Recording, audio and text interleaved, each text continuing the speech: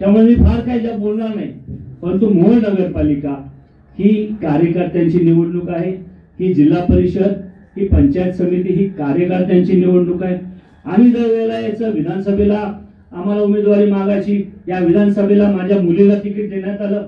ती माझी मुलगी संबंध महाराष्ट्रामध्ये एक यंगेस्ट MLA म्हणून निवडून आली असती आणि फक्त पवार साहेबांच्या नावावर आपल्या सर्वांच्या साथीने आम्ही 50,000 पेक्षा अधिक लीडने तिला निवडून आणली असती.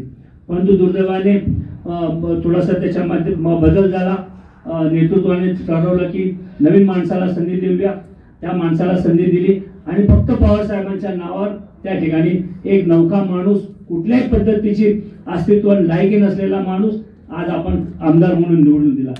शेवटी आमदार म्हणून निवडून दिल्यानंतर ज्या पक्षाच्या जीवावर आपण आमदार होतो त्या पक्षाची ध्येय धोरणं, त्या पक्षाच्या नेत्यांना सोबत घेणं आणि ज्या कार्यकर्त्यांच्या खांद्यावर या आपण विजयाची धुरा आज मिळवतो त्या कार्यकर्त्यांना विश्वास, त्या कार्यकर्त्यांचा सन्मान राखून काम करणं अपेक्षित आहे. शेवटी ज्याचं कर्म त्याच्यासोबत